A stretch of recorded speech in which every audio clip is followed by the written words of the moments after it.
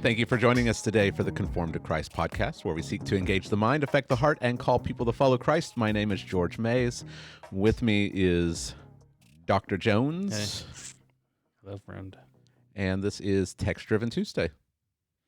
Text Driven Tuesday. Is that our new intro music? Yeah. Okay. Can it not be? Sure. Okay.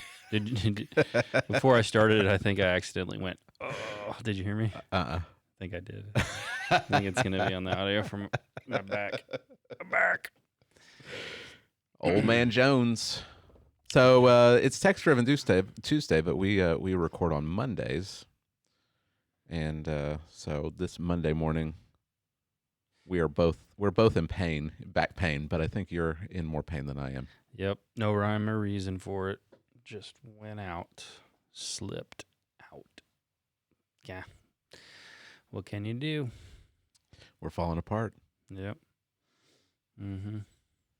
We're going to eventually have to do the whole sitting at a table while we preach, and it won't be our choice. Yep. George, we need to, like I said before, we make a new segment, little funny segments. Uh-huh. And I think a good one would be dumbest things people said to you after you preached. Yeah. Did you have one?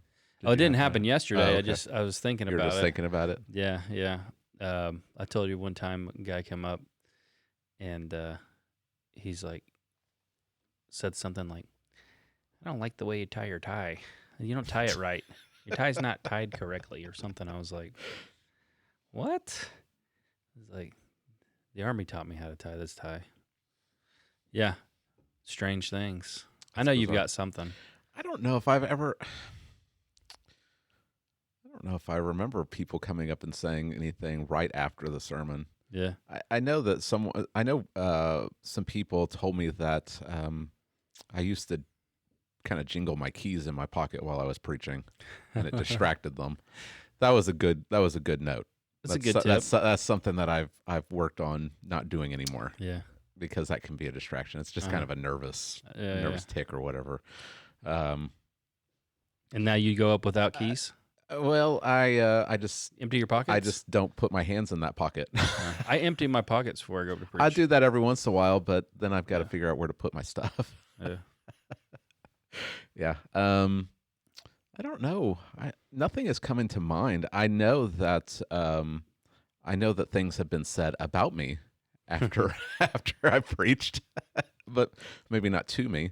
I preached when I first came to former church. I was preaching through 1 Corinthians, and I got to 1 Corinthians 14, and I preached a sermon on cessationism. Mm-hmm.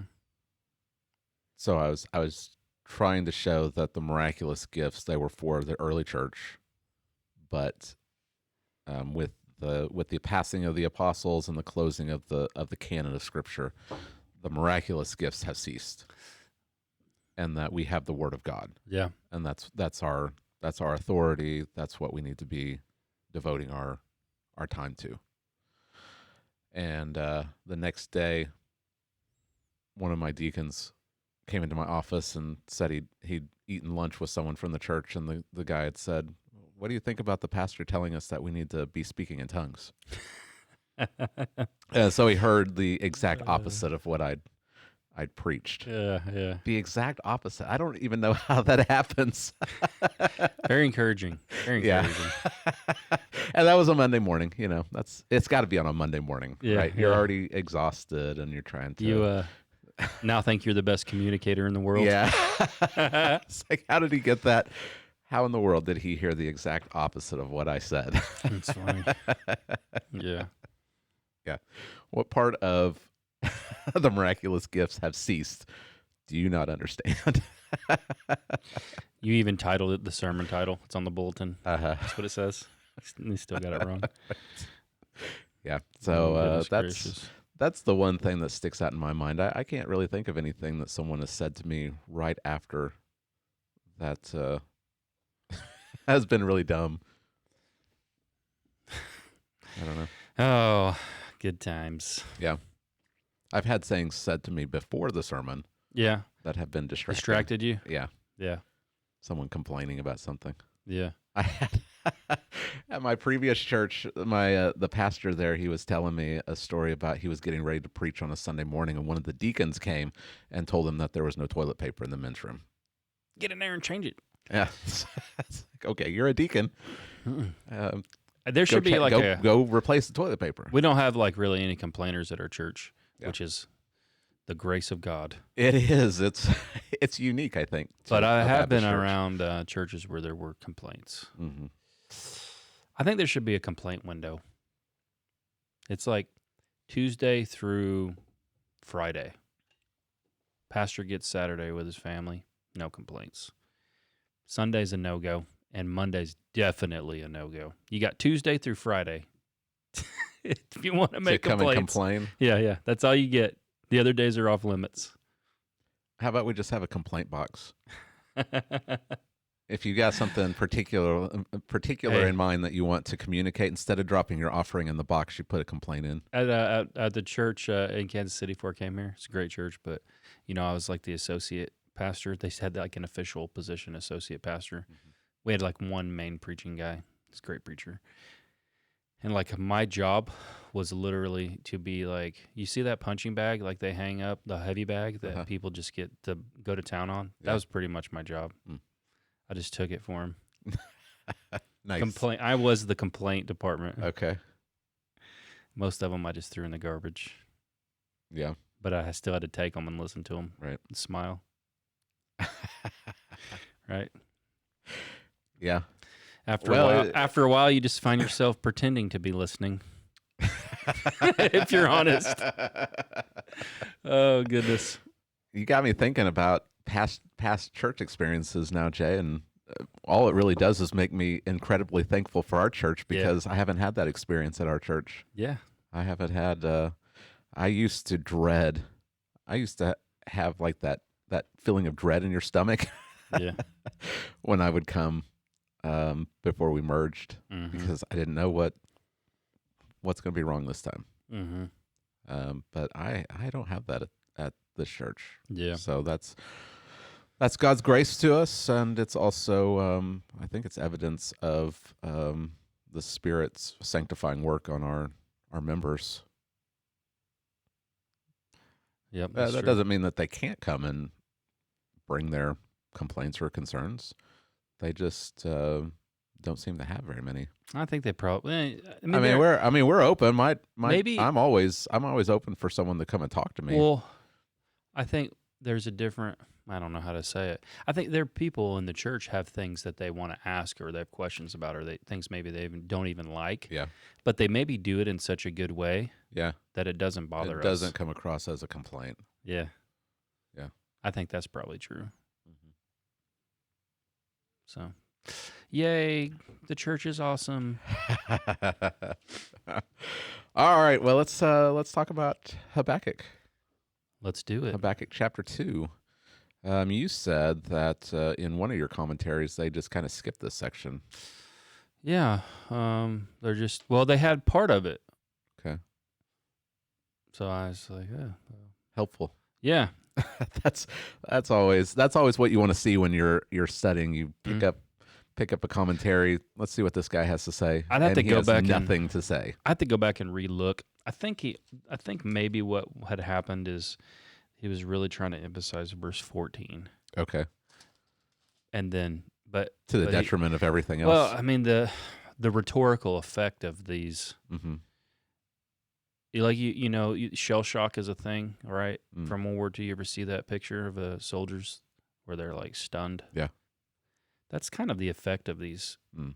getting slammed down. They're taunts. God's taunting now the Babylonians. Okay. Bam, bam. Like it should be like that. Yeah. You get shell shocked by it. Okay. So we've come to verses 6 through 20.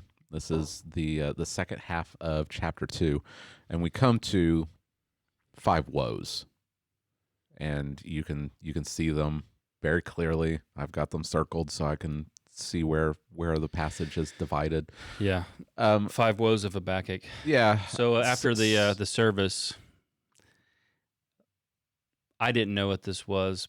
I think I had heard maybe this song before, like on a show. But there's a song by Drake, not my Drake, but Drake tells me, Dad, check out my sermon title. George. He titled it, I was running through the 6 with my 5 woes. Oh, no. Have you ever heard that song? Oh, my goodness. It's No. It's No, a pretty popular song. Really? And that's one of the lines in it. Wow. So that's what he titled it. I was running through the 6 with my 5 woes. Drake, all right, buddy. At least you're paying attention. Yeah. Oh. So what is a woe? It's not a word that we use. It's not something that you say to a horse. Right. Well, you do say it to a horse, but that's not what it means.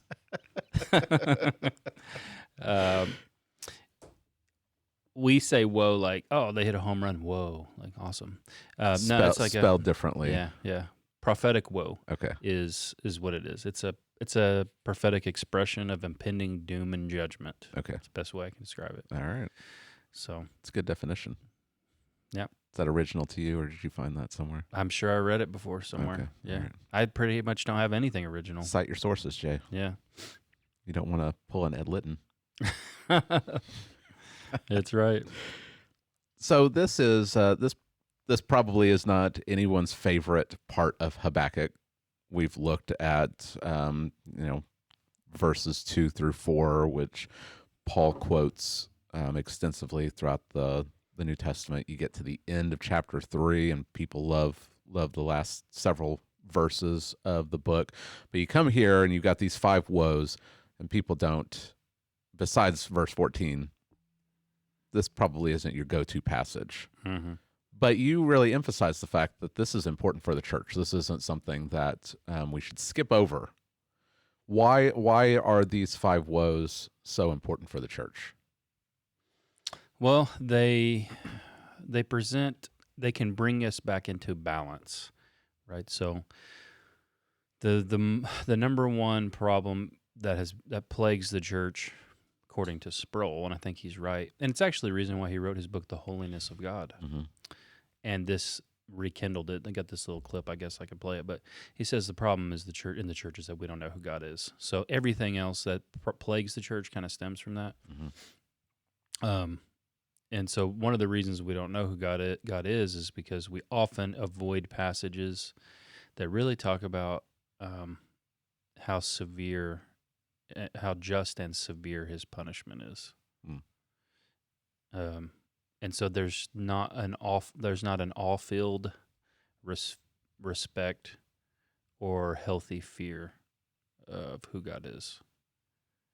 So we often elevate who we are, and we really pull down God to our level. Like I said, most people today think God would be honored to have a latte with them in a coffee shop. Mm-hmm.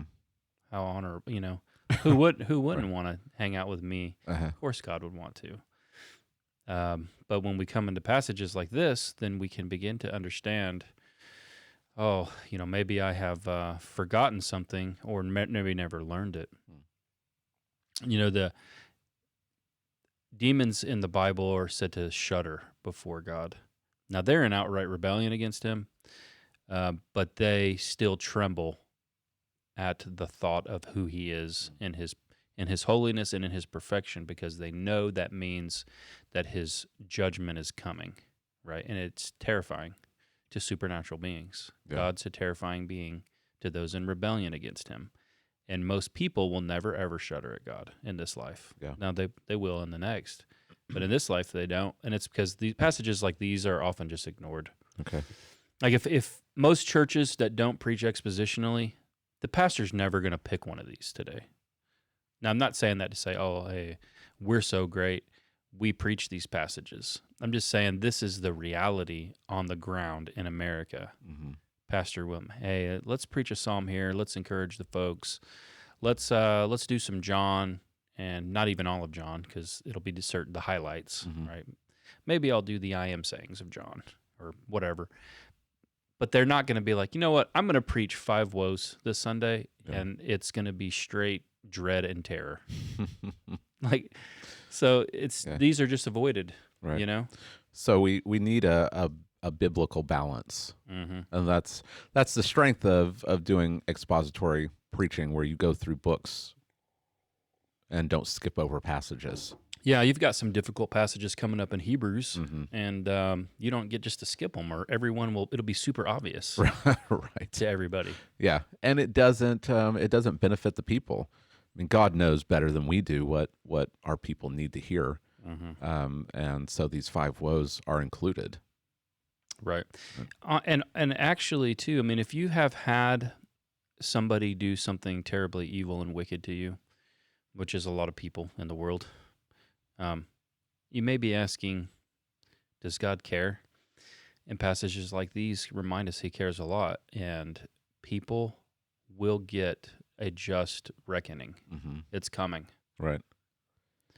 So this is kind of I mean, not the answer, but an answer to the problem of evil. right. Right. If God is good, if He's powerful, why do evil things happen? Mm-hmm. Right. And this shows us that evil does get its just desserts in the end. Right. Right. Yep. Okay. All right. Well, let's have you read the passage, and Okay. then we'll walk through it. All right. Let me get to it. Whoa. You are on chapter too 3. You're far. way too far, my friend. You guys can all see what's All right, coming. There we go. Here we go. Woe to the Chaldeans, so Okay. Babylonians. This is God's response to Habakkuk's, at the end of his complaint kind of was, are you going to let them go on mercilessly killing nations forever? Which is pretty much, are you going to do anything about this evil and this wicked? And these woes come in God's response. And he says, shall not all these take up their taunt against him with scoffing and riddles for him and say, woe to him who heaps up what is not his own. For how long? And loads himself with pledges. Will not your debtors suddenly arise, and those awake who will make you tremble? Then you will be spoil for them, because you have plundered many nations. All the remnant of the peoples shall plunder you. For the blood of man and violence to the earth, to cities and all who dwell in them. Woe to him who gets evil gain for his house, to set his nest on high, to be safe from the reach of harm. You have devised shame for your house by cutting off many peoples. You have forfeited your life. For the stone will cry out from the wall, and the beam from the woodwork respond. Woe to him who builds a town with blood, and founds a city on iniquity. Behold, is it not from the Lord of hosts that peoples labor merely for fire, and nations weary themselves for nothing? For the earth will be filled with the knowledge of the glory of the Lord as the waters cover the sea. Woe to him who makes his neighbors drink. You pour out your wrath and make them drunk, in order to gaze at their nakedness. You will have your fill of shame instead of glory. Drink yourself and show your uncircumcision. The cup in the Lord's right hand will come around to you, and utter shame will come upon your glory. The violence done in Lebanon will overwhelm you, as will the destruction of the beast that terrified them, for the blood of man and the violence to the earth, to cities and all who dwell in them. What profit is an idol when its maker has shaped it, a metal image, a teacher of lies? For its maker trusts in his own creation when he makes speechless idols. Woe to him who says to a wooden thing, awake, and to a silent stone, arise. Can this teach? Behold, it is overlaid with gold and silver, and there's no breath in it. But the Lord is in his holy temple. Let all the earth keep silence before him. So this passage has layers to it. In its immediate layer, it's about Babylon. Right. This is Habakkuk's situation. This is the immediate context is Babylon's going to come. How long are you going to let this happen? And so in response, we have verses 6 through 20, which is woes against the actual historical Babylon. But it has another layer to it, right? Yep. So it's not just applicable to Babylon of the 4th century, right, 5th century. What else? How does this apply to us? How can we go to this text and do anything more than just a historical analysis of this happened to literal Babylon? So these woes reveal how God has built into the world a spiritual, physical laws. I don't know how to describe it. Like there are the physical laws of the universe, but there are also physical law or spiritual laws, and these come out in these woes, like the reaping what you sow. Yeah. Or the ways God judges, we kind of like to think, it comes in one instant. Like there's the day of judgment, the day of reckoning for Babylon came in an instant, and it did. Or we think God's coming in judgment at the end time, and it's coming. But because God created the world and he has ways of living in the world, if we go against that, God's judgment comes in real time, right? So, if you... By real time, you don't mean like immediately as soon as the sin occurs, right. This happens, but it happens. Right. It doesn't necessarily wait until right the very end, the last day. Yeah. I mean, here's one. I mean, it's not from the passage, but let's say you're just a mean person and you're a jerk to everybody, and then what you find out at the end of your life, you don't have any friends and you're lonely. Yeah, that's a form of judgment. Right.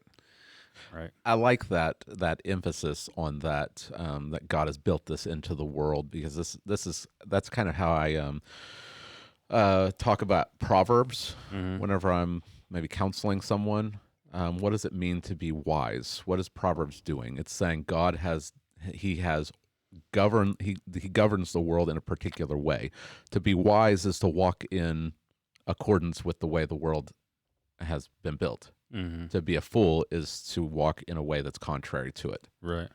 Just like God has given us gravity, and so we live in accordance with gravity. Right. You understand that if you fall off of something, if you step off of a high ledge, gravity is going to pull you down. So how do we live? You don't step off of a tall ledge. Right. Right. It's the same way with the way that God has built the world. He's built the world to work in a certain way. A wise person is the person that recognizes that and walks in accordance with that. And that's what the book of Proverbs is doing. Right. It's showing how to do that. And the other thing to remember too is the Babylonians are a nation composed of people. Right. So all of that was a really deep thought there, Jay. Well, we can depersonify. We can easily, right? Say Yeah. these judgments are upon this nation. Right. But remember, the woes and the judgments that are coming are because the people of the nation have done these things. Right. So, and we are capable of all of the same things. And may have done many of them. Okay. Okay. So we have to kind of identify that we can be just like the Babylonians. And that's not something that we often want to that's one of acknowledge, right? One of the other, that's what I said, like, why do these texts like this matter? Well, one is it helps us to recapture who God is. The other is we understand, if we're honest with ourselves, that there's a little Babylonian in all of us, Yeah. And so we ought to take God's judgment as he reveals it very seriously. Right. My Old Testament professor in seminary, he was prone to talking about the post-exilic Israelites, and the prophecies and promises that were given to them. That there was two stages. The first was how to get Israel out of Babylon, and the second stage of the return from exile is how to get Babylon out of the people of Israel. And that's what happens when Christ comes. Yeah. Right. Okay, so we got five woes that reveal God's judgment against the wicked. Is that you got it? All right. Okay. All right. So we got 5 of these. They're very easy to see in the text. The only question I have is, as you got the woes at the beginning of every section except for the last one. Yeah. And the woe comes in the middle. I don't know. Very interesting structure there. I don't know if there's any kind of reason for that, but it sticks out. Probably in like the Hebrew, there's rhetorical effect with the language. It's my best guess. Because there's even more. There's more of a rhetorical power. Like if we were a Hebrew professor, we could be like, there's more rhetorical effect. But it's not, I don't want to undermine the scriptures and be like, hey, we don't get all of it, because we do. Right. But there is like flavor. Right. Maybe we'll say there's extra flavor. Well, it'd be like an English poem being translated into another language. Yeah. You can get the gist of it, but it doesn't have the same effect in the translated language, Yeah. right? So, okay, so the first one is found in verses 6 through 8, and it is the judgment of reaping what you sow. Mm-hmm. Right. Yeah. And so there's three stanzas. First woe begins, and it's a form of a taunt. God's taunting them, like he's saying, like, destruction's coming upon you. Yeah. And as we'll see at the end, there's nothing you can do about it. Woe to you, right? Who heaps up what is not his own. The gist of it, as we can move through it, is you've plundered, now you're about to be plundered. And you can see that in the text in verse 8. You who have plundered many nations, all the remnant of the people shall plunder you. So you're going to reap what you sow. Why? And then you work down verses 6 and 7 and 8, and you can see that they have done what we know what they do. Mm-hmm. They conquer and take by violence and force. They're plunderers. They've rampaged and destroyed indiscriminately, and they've done it to the big kids on the block, the Assyrians and the Egyptians. So now they roll up to your small nation, and they can extort you. They become extortioners. Well, do you want to be totally destroyed and have us kill all the women and children? No, we'll pay up. Give us all of your men, all of your working men, to take into captivity. Give us 2,000 pounds of gold. Whatever. That's what this is what this text describes. Mm-hmm. They're like the mafia now because they have the power. Yeah. They just extort you. Mm-hmm. And God is saying, all of these people that you have plundered and extorted are going to rise up, and you're going to get plundered now. All right, so we can see this. We can see this in history very, very easily. The Babylonians do this to other nations. The Persians rise up and they do it to Babylon. The Greeks rise up and do it to the Persians. The Romans rise up and do it to the Greeks, and on and on and on. Yeah. You see wicked nations that are oppressive. They get what they've got coming to them. Mm-hmm. And an easy example is Britain and their heavy taxation. And so the colonists, they rise up and rebel, and they beat them in a war. Mm-hmm. So we see this in kind of these broad strokes of history and nations. But what does this look like for us? Like, if we're looking at this and we're like, all right, what's this have to do with me? What does it look like that you reap what you sow? Well, I mean, it's obvious that Paul picks up on this in Galatians, that you reap what you sow. Mm-hmm. Right? God's not mocked. You reap what you sow. What does that look like? Well, in our day and time, it can look like someone who's sexually immoral and has, premarital sex, and then they find out they have HIV. Yeah. You reap what you sow. Mm-hmm. You've lived contrary to God's ways. He's established a good parameter for sex and blessed it, covenant between a man and a woman for life. You violated it, and you've been sowing, and finally now you're reaping what you've been sowing in the world. Yeah.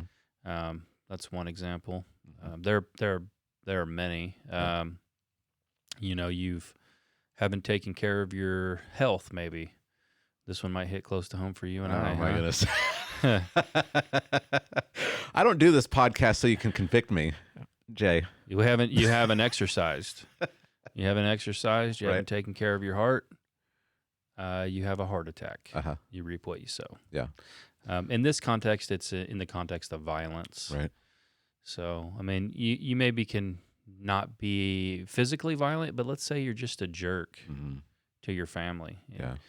Maybe verbally violent. Yeah. Maybe your kids have to live with you till they leave. But let's say you're just not a good parent and you're verbally abusive, even. Yeah. And then you grow up, or the kids grow up, they don't have anything to do with you. You reap what you sow. Right. Okay, so my follow-up question is, how does this differ from karma? Because you see a lot of people, even Christians. I don't see it quite as much as I used to on Facebook, but I used to see even professing Christians talking about karma Mm-hmm. and, better watch out how you treat people because it's going to come back. How is this different from karma? Well, in one sense, it's not. Okay. Because what I would say is when people are trying to describe karma, Mm. they're trying to describe the very thing we just talked about. Uh-huh. If you're a mean person, then probably you're going to get what's coming to you eventually, right? They're trying to describe with a mind that has denied the God of the Bible the spiritual laws built into the world, which no one can escape. Yeah. Now, the accurate term is that this is God's act of judgment, that God is judging people presently in this world. Mm-hmm. And to one degree, if people are wise, they see it and it would have a restraining effect. It should. It's in a way a grace that people could look and see if you live in certain ways, these patterns happen, and then people should take the warning and go, well, I'm not going to do that. Mm. So it should have this general grace effect. Usually it doesn't because people are Right. we do what people do. Mm-hmm. But I think karma is just a secular person, well, not even secular, a Eastern mind's way that people that have denied the God of the Bible, their way of trying to capture and explain this reality. Does that make sense? Mm-hmm. But the real thing that it is it's the active judgment of God. Yeah. Well, karma is also, I mean, it's Hindu. It's Right. Hinduism, and it has to do with reincarnation also. Right. So the way that you live determines what you're reincarnated as Mm-hmm. in the next life. So Yeah. if you're a good person, you're reincarnated as something better. If you're a bad person, you're reincarnated as something worse. Right. Right. Yeah. Yeah. Which that's works. Uh-huh. That's works. Yeah. So I think something that's important for us to realize in this is that we have to recognize that if it weren't for the gospel, that we would reap what we sow. Mm-hmm. Right. Yep. Yeah. It's inescapable. Right. Yeah. I don't know if you want to talk about the gospel as we go through it, or if you just want I to don't know. land on it at the Maybe we'll end. save it for the end. Okay. All for right. rhetorical effect. Okay. Huh? Okay. Yeah. Okay. All right. So that's the first judgment of reaping what you sow. Uh-huh. The second judgment is found in verses 9 through 11. It's the judgment of self-destruction. Mm-hmm. Yeah, this one is interesting to think about too, because, well, all of them really are. But if you go to verse 9, you'll see it. Woe to him who gets evil gain for his house, to set his nest on high, to be safe from the reach of harm. So the idea is the Babylonians have tried to make themselves unconquerable. And they've done it by taking wealth and people and resources. And it's like an eagle would build a nest way up high in a mountain where no one could ever get to it. They want to build their city and their fortresses in this fashion to where they can relax and say, I'm secure. No one can harm us. We cannot be conquered. But the way they have gone about getting all of that stuff, all of those resources, is evil. So because they have gone after security in an evil way, the actions itself become the guarantee of their own destruction. So it's self-destructive. It's self-destructive to pursue security by evil means. That's what this woe is about. And then you see in verse 11, the stones, like the building materials, the stones cry out, the beams answer back. So the wood and the stones are calling back to each other. Think of massive Babylon. You know how impressive it was. Like, was it a wonder of the ancient world? Hanging gardens of Babylon. Yeah. And that's crying out to God, destroy Babylon, because it's like the blood of Abel calling out to God for justice. Okay. So all of this material has been pillaged from all these surrounding nations, and it's just a I don't even know what you would say. It's personifying like the blood of Abel. It's doing it here. It's calling out for God for vengeance. Okay. So you gave two illustrations of this kind of in history. So the first one is America. Mm-hmm. Yeah, the first one that I had in there was America and the treatment of slaves and slavery, the industry of slavery. You know, the South built, especially the South, but to some degree, some of the North too. But the South became incredibly wealthy, and they were building an empire for themselves, to make themselves secure, and they were doing it off of evil. What they were doing was evil. What they were doing to image bearers of God was evil. And I quoted Thomas Jefferson. If you go to the Jefferson Memorial, you ever been there? I haven't. They've got some of his quotes, like he's standing there in the middle. He's got some of his quotes like there on the walls. And one of them is this. I took a picture of it when I was there. He said, "The God who gave us God who gave us life, gave us liberty. Can the liberties of a nation be secure when we have removed a conviction that these liberties are the gift of God? Indeed, I tremble for my country when I reflect that God is just and that his justice cannot sleep forever. Commerce between master and slave is despotism." So I wouldn't try to make the attempt that Jefferson was a Christian, Right. but I think somehow he recognized that in the God of the Bible, he was just, and he always acted eventually. And for him, he saw, he was a little bit hypocritical Right. in this, but he saw that there was danger, and the danger came. The day of reckoning came. England was able to avoid, I think, the judgment of God, at least in this degree, that Christians were able to rise up and to abolish slavery, and they didn't have a bloody civil war. We had super bloody civil war. Yeah. It was the judgment of God on our nation. We still see the repercussions today. I mean, the whole CRT argument could be defeated pretty easily if we hadn't had such a history of slavery. I mean, we're still seeing repercussions of it. I think that we probably can see the same thing with the way that the government treated the natives, the Native Americans. Yeah. In violence, deceit, Trail of Tears. And there's still repercussions today over that also.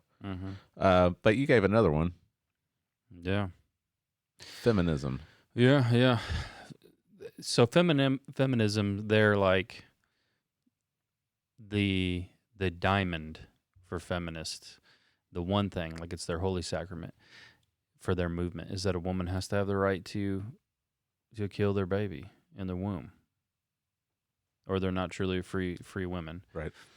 And so millions of women have believed the lie that they can't be a successful woman in this nation if they have a baby early, because a baby will tie them down, get in the way. And so as young girls, many of them teenagers, many early 20s, as they're beginning their careers, they're like, career or baby? And I didn't want to be pregnant. And so they literally sacrifice their own child on the altar of their career. So they're trying to pursue a career. What they're doing is they're trying to make a nest of security. Like the imagery fits perfectly. They're trying to make themselves secure financially, all of this stuff. And they've done it, and the price they paid was their own child. Yeah. I don't even know if we have to zero in on abortion alone. I think there's a lot of parents that have sacrificed their children that they actually let live on the altar of career. Yeah. I mean, there's plenty of people that they just didn't have a good home life because their parents were always gone. Yeah. And it's the idol of success and security. I mean, what do we build up as the things that give us security? And we could talk about any number of things that make us feel like we're secure. And what are you willing to do to get that? Yeah. And so the idea in this woe is that in pursuing security in such a fashion, you're actually secured your own destruction. Mm. It's something that God has built into His world. Yeah. That's that self-sufficiency. Yeah. That arrogance that says that I'm the one who takes care of myself. Mm-hmm. And it's not mindful of God. It's not trusting in God. It's only trusting in self. Yeah. Okay. The third one is found in verses 12 through 14. It's the judgment of futility. Mm-hmm. Yeah.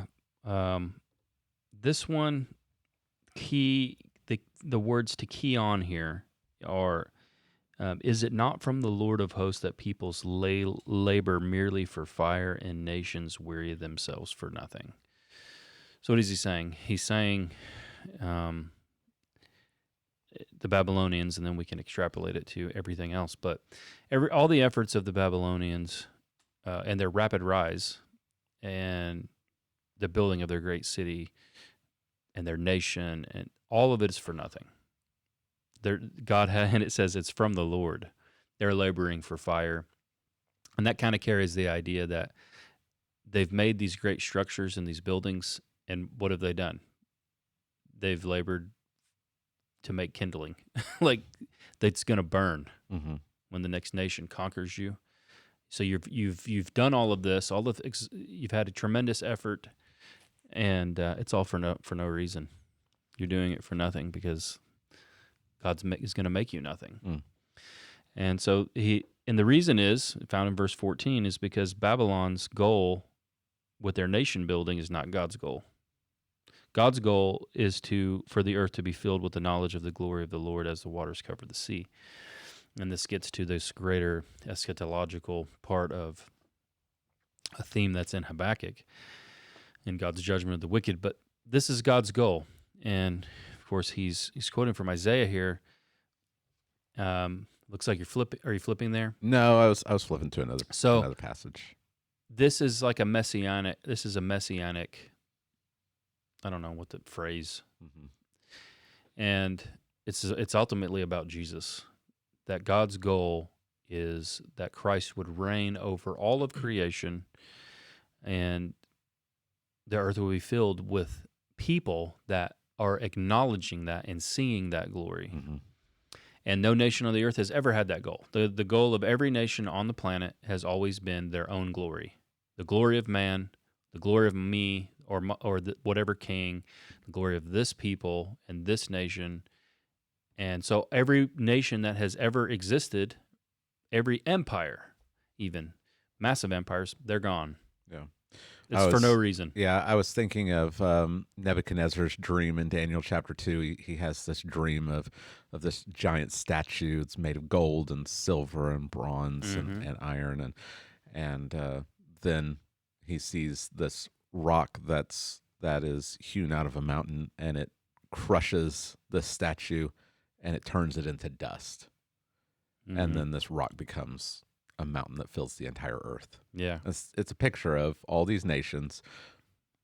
They think that they're mighty. Nebuchadnezzar even takes the dream literally and builds himself a giant statue for people to worship.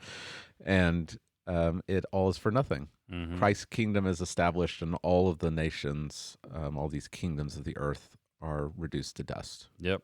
That's it. Yeah. Got it. So it's the judgment of futility. Mm-hmm. You're spinning like a hamster on a wheel. You're running hard as you can and going nowhere. Yeah. But it's not just nations that experience this. People experience this also, right?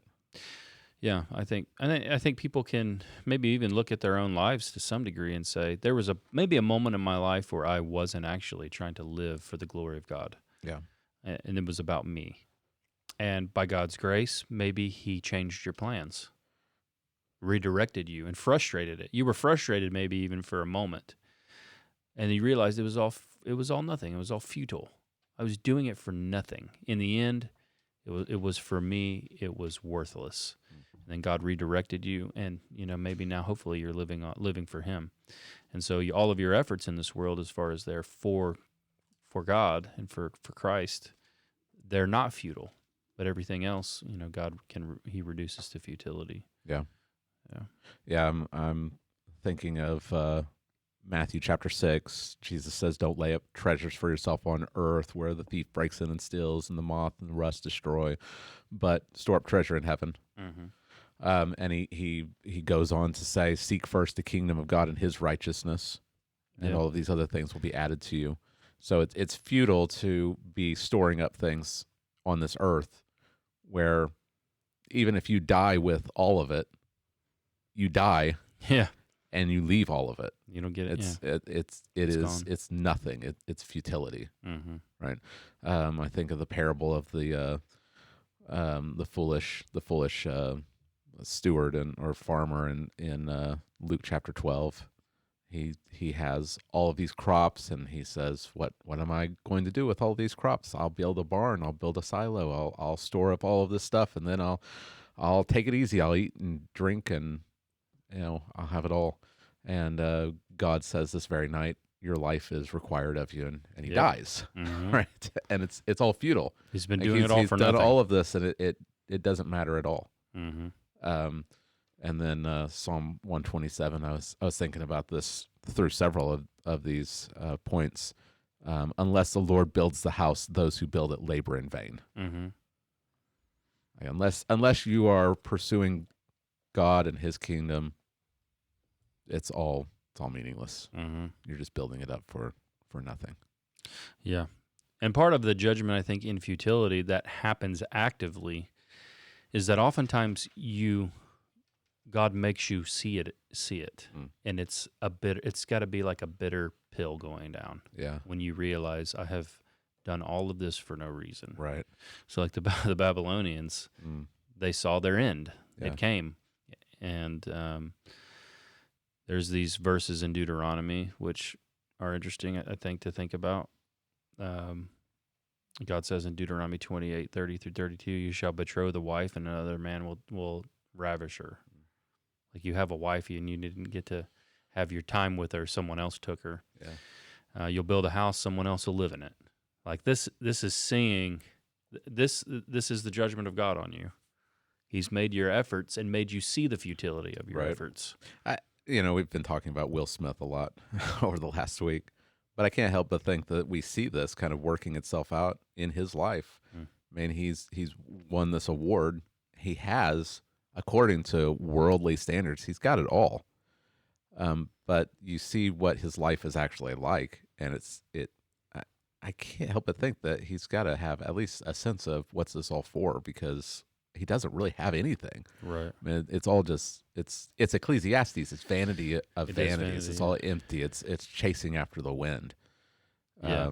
That's what the book of Ecclesiastes is all about. Life under the sun. If this is all you're pursuing, is this life here and now, it's all vanity.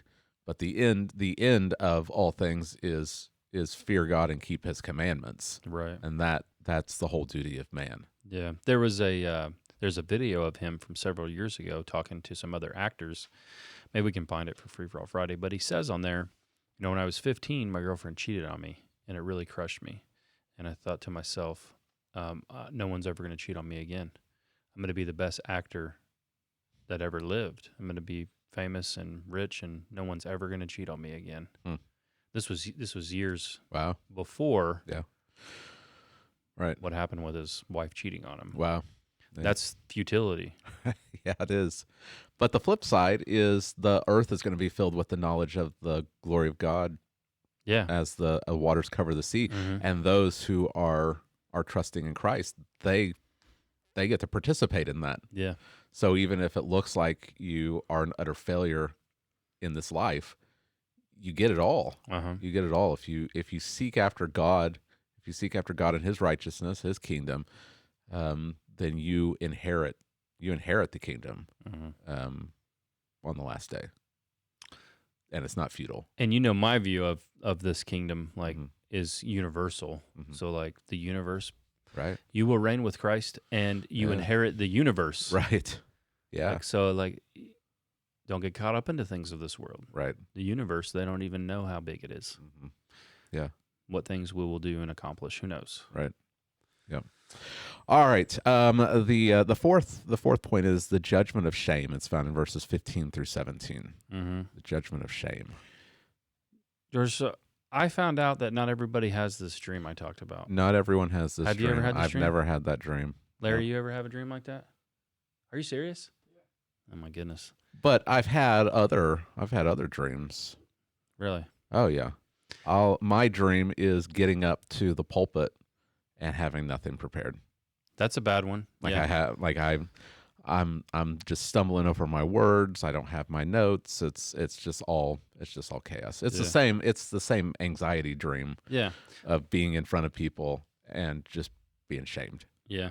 Yeah. I'm curious who has a dream like this. So how I started was you go to school and you're late for a test and you're like, "Oh, I forgot I even had a test." And you're running through the halls to get there on time.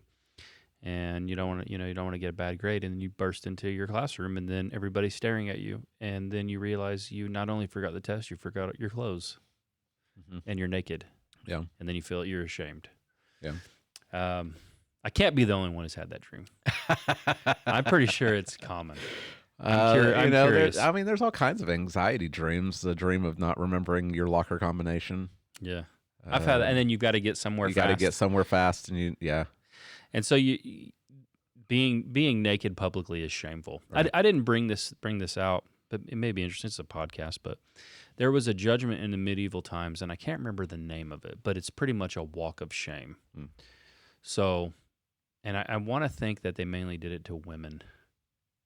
They definitely didn't do it to like more influential men, but I think they could even do it to you if you were not merely a peasant, if you were a woman.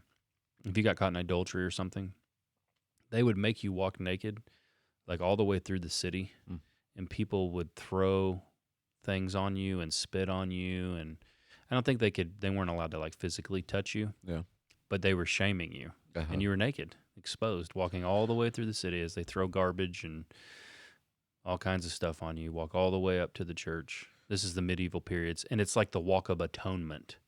But they're shaming you, and it's what they've done is they've robbed you of your reputation. You can never get it back. Well, you can look at 2 Samuel, when David sends the emissaries to a king who just lost his father, and the king's advisors tell him David has just sent spies to see what your kingdom is so he can conquer you, and he shaves off half their beards and cuts off their robes at their waist and then sends them away. You remember that story? It's shameful, right? It shames them. Yeah. So to be naked in the Hebrew mind is utter shame. Anytime after Genesis 3, being naked is shameful. And that's the Babylonians. The Babylonians do here. The imagery is of drinking wrath like wine, like out of a cup. It's being poured out into you, and the image almost is like of being force fed to be drunk off their wrath. Yeah. So they come in, they conquer a people. How do they conquer people? Well, the imagery is like drowning in wine, to be forced to become drunk. They're drowning them in wrath, and they're making them naked for their amusement. Yeah. So it's not enough just to conquer people. They want to do it in order to gaze at their nakedness. They want to shame you. And it gets to this idea that the Babylonians are cruel. What's a word that we could have for it? They're sadistic. They like causing other people to be totally humiliated. Yeah. And we see this in the Roman Empire. Yeah. The cruelty of the Romans when they would crucify, millions of people. The cruelty of them.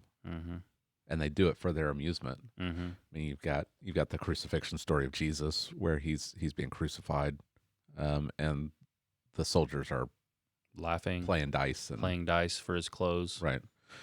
Yeah. They're mocking him beforehand. Right. Put a purple robe on him. They're sadistic. Yeah.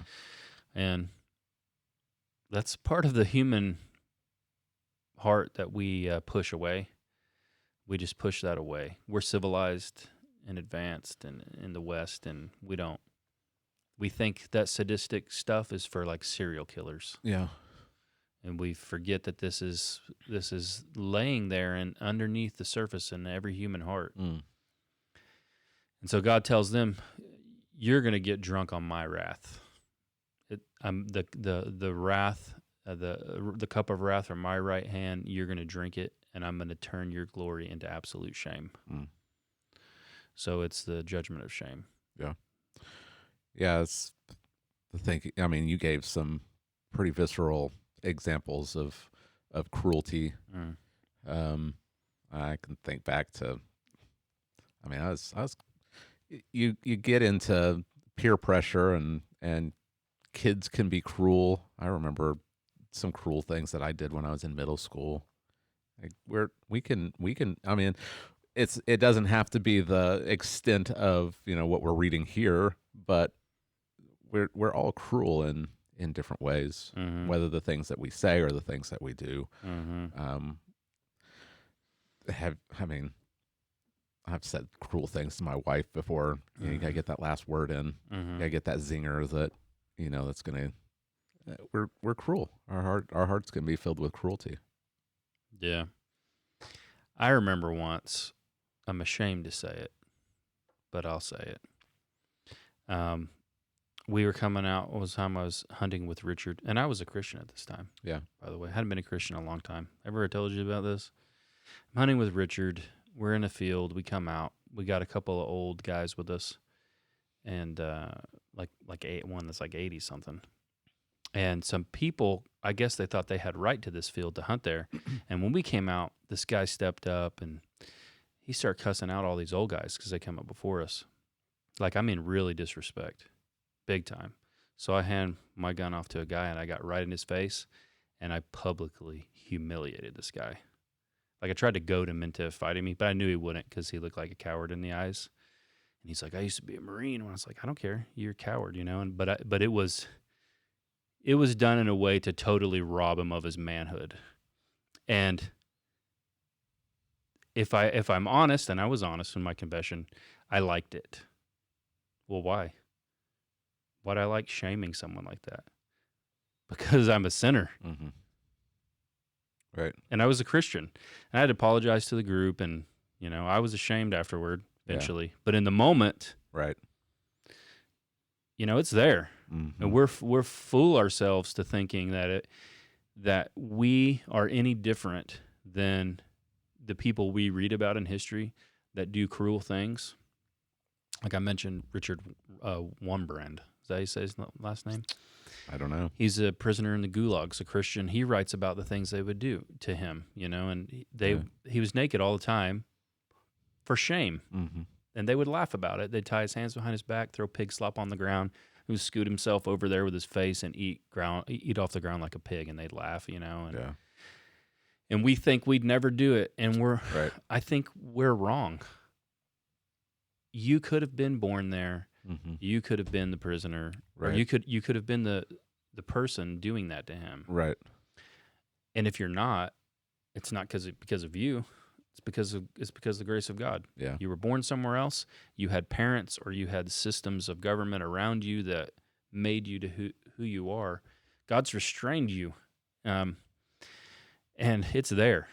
Given the right circumstances, we're all capable of doing things that we think we probably never would do. Right.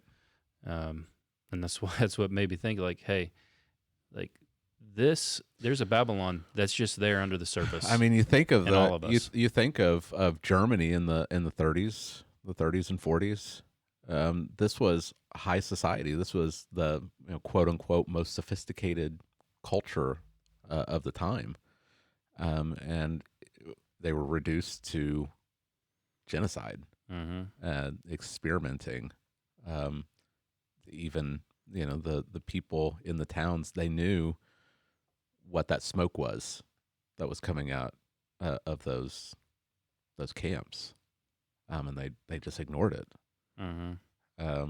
Yeah, we could, any people could be reduced to any number of cruelties. Yeah, and the unrepentant will experience shame.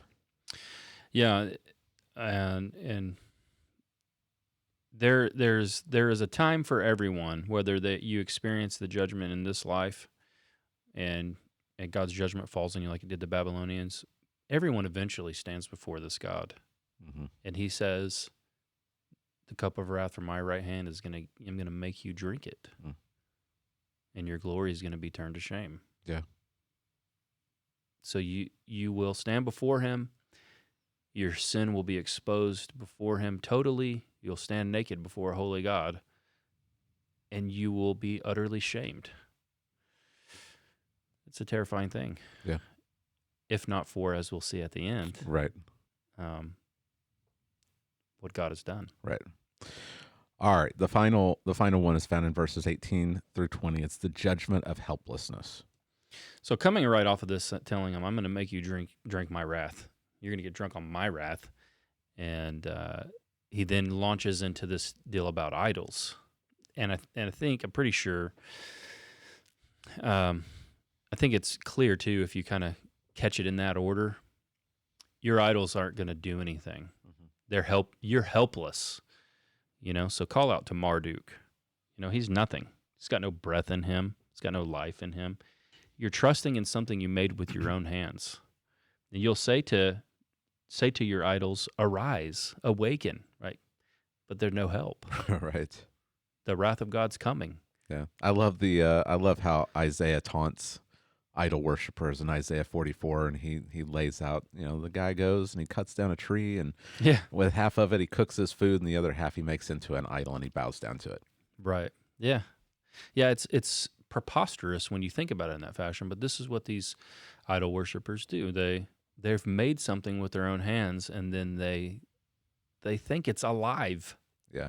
That the God is residing in this object. Mm-hmm. And it's nothing. And the wrath of Yahweh is coming. All of your pagan religion can't stop him. Mm-hmm. That's the idea. Right. It's kind of like the taunting of Elijah on Mount Carmel mm-hmm. with the prophets of Baal. Yep. I call out to your God, whichever God answers with fire from heaven. He's the real God. Mm-hmm. You've got the prophets of Baal crying out and dancing around and cutting themselves, and Elijah just starts mocking them. Yeah. Right? Yeah. And that's exactly what happens here. Mm-hmm. Right? We read Psalm 115 in the scripture reading on Sunday, and it's the same idea. They've got eyes, but they don't see; ears, but they don't hear; they've got a mouth, but they don't speak. Like, they can't do anything. Mm-hmm. And the psalmist says, "All who trust in them become like them." They become just as stupid and useless as this carved block of wood. Mm-hmm. Yeah. Right. And so God, there's only one true God. Mm-hmm. And that's verse 20 ends that way. The Lord is in his holy temple. Let all the earth keep silence before him. And that's kind of the silence in heaven that is awaiting God's judgment. Mm-hmm. It's that it's about to fall. It's like the imagery is kind of like you're in a courtroom and the judge is about to render the sentence, and everybody stands there, and no one's even breathing. I was thinking of Revelation chapter 8, where the seventh seal is opened and there's silence in heaven for half an hour. Mm-hmm. It's that intake of breath mm-hmm. before judgment falls. Yep. Right. I thought it was interesting, this kind of parallel, that you've got these idols that are speechless. Uh-huh. But in the end, God, Yahweh, is in his temple, and all the earth is silent before him. Because and he's about to speak judgment. Because he's the real God. Yeah. Right. Mm-hmm. Yeah. But Jay, we don't carve out pieces of wood and bow down to it. No. We are a sophisticated society, Jay. We don't have idols like the Babylonians. We don't have Marduk. We don't, but we still have forms of religion or things that we think are going to keep us safe from this judgment, right? Whether it's my good works or, I've put out more good into the world than others, I'm better than this person, or it could be an actual religion. It could be a religion, it could be Islam, could be Judaism, could be here's one I thought of was so stupid. I keep seeing these people. First off, okay, not everybody that's from like Nordic descent has like blonde hair and blue eyes, okay? But if I see you in like, you look like you've never left your mom's basement and you're wearing a Thor, you're wearing Mjolnir because you're now a Nordic god worshiper. Like, I just want to go up to you and say, hey, you see my family? See all these blonde hair, blue eyes? Thor got humiliated when Christ rose from the dead. Right. Take that stupid hammer off from around your neck. You know what I'm saying? Who was it? Was it Boniface that went and cut down Thor's tree? Right. Is that who it was? I think so. He goes, I don't even know. I'm not sure all the details, but Thor had they like worship Thor at this tree. Uh-huh. And it was a sacred tree. No one could touch it. Right. And Boniface goes and cuts it down. Chopped it right down. Uh-huh. Yeah. And Thor can't do anything. Yeah. Right? Because he's not a real god. Right. You think of Gideon in Judges chapter 6, that God tells him to go and cut down the Baal, and he does it in the middle of the night. He cuts down this idol, this Baal idol, and in the morning, all the people of the city are like, "Who did this?" Right. And it's pointed out that it was Gideon, and they all want to kill him. Uh-huh. And Gideon's father says, "Let Baal contend for himself." Right. Like, if he's a real god, yeah. If he's real, then Baal can deal with Gideon, because these idols. Like, why do you have to avenge the god whose tree has been cut down? Yeah. Can't he avenge himself? Yeah. Yeah. Yeah. I saw more. There were a couple people I saw the other day that had that thing on there. I'm like, and the Nordic gods got humiliated a long time ago. Yeah. Don't be worshiping Nordic gods because Marvel made some cool movies with Thor. Right. Or Vikings was a show on the that was popular on the History Channel. Yeah. Right. When are people going to start worshiping Kratos? I don't know. Like, good night. They made a video game about it. I know. And so we got to that from religion. Yeah. There are these religions today, right? And apparently the Nordic religion's on the rise again. It's on the rise. Paganism, It's all no help. Yeah. Right? You're going to stand before the one true and living God, Yahweh, and nothing's going to help you. Right. But there's idols that people raise up that they don't even think of in religious terms. Yeah. Health. Uh-huh.